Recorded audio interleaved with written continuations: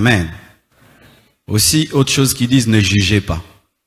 Ne jugez pas. Il ne faut pas juger. Laisse-nous comme ça. Tu es malade, je suis un médecin. Et je viens, je te dis, il faut que tu connaisses une opération. Et puis tu me dis, il ne faut pas me juger d'être malade. Je viens t'aider pour te sauver, tu me dis de ne pas te juger. Et est-ce que même il ne faut pas juger? S'il ne faut pas juger, les juges iront en enfer. Qui aimerait être un juge un jour dans sa vie? Mais la Bible dit ne jugez pas. Donc vous qui faites le droit, vous irez en enfer. Mais on a dit ne jugez pas. Parce que si tu dis non, on ne prie pas comme ça, ne jugez pas, ne jugez pas. Et toi si tu te culpabilises, ah peut-être il ne faut pas juger. Que veut dire ne jugez pas? Dis à ton voisin, que veut dire ne jugez pas? Ne jugez pas, c'est condamner quelqu'un. Amen. Hein? Ne condamnez pas. Mais tu peux dire à quelqu'un, tu fais mal, voici le bien. Amen. Hein? Mais ne condamnez pas. Parce que tu ne sais pas, la personne peut se repentir avant sa mort et elle va au ciel. Voici. Matthieu 7, verset 1. La Bible dit ceci. Ne jugez point afin que vous ne soyez jugés. Ne condamnez pas afin que vous soyez vous-même condamnés. La Bible ne se contredit pas. Mais voyez un verset qui risque de nous amener à croire qu'il y a une contradiction alors que c'est complémentaire. Dites complémentaire. 1 Corinthiens 2, verset 15 à 16. Que nous dit la Bible? 1 Corinthiens 2, 15 à 16. L'homme spirituel, au contraire, juge de tout. C'est écrit, non? Il juge de tout.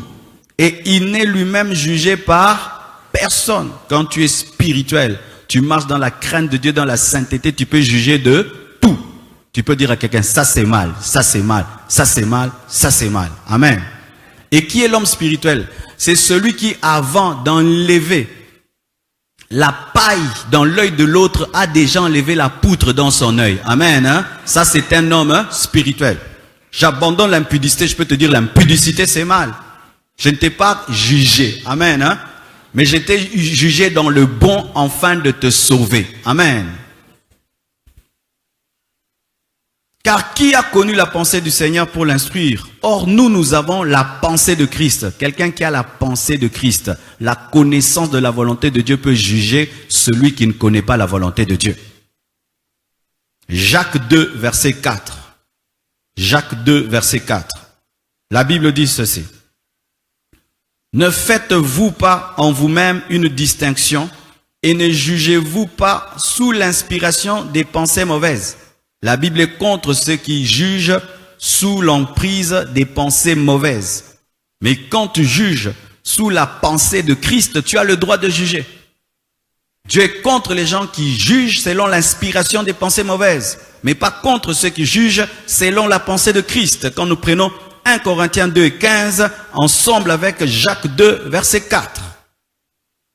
Et pour ceux qui ne sont toujours pas convaincus, voici un passage encore clair. 1 Corinthiens 5, versets 1 à 3. 1 Corinthiens 5, 1 à 3. On entend dire généralement qu'il y a parmi vous de l'impudicité.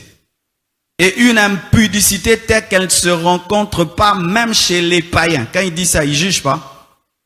Il juge. Il dit que vous êtes impudique, plus que les païens. Paul. C'est au point que l'un de vous a la femme de son père.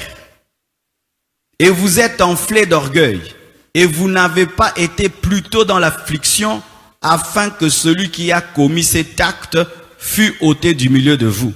Pour moi, absent de corps, mais présent d'esprit, j'ai déjà jugé. J'ai déjà jugé, comme si j'étais présent celui qui a commis un tel acte. Il avait demandé quoi? Qu'il soit livré à Satan. Paul. Est-ce que Paul ne savait pas que Jésus-Christ a dit ne jugez point?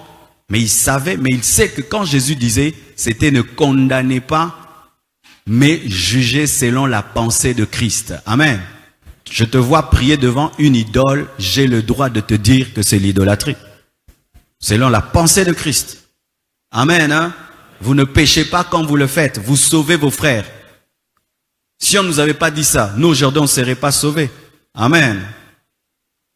Donc que personne ne te culpabilise lorsque tu le ramènes sur le chemin de la vérité, que tu es en train de pécher contre la Bible qui dit ne jugez pas. Non, tu es en train de le juger selon la pensée de Christ.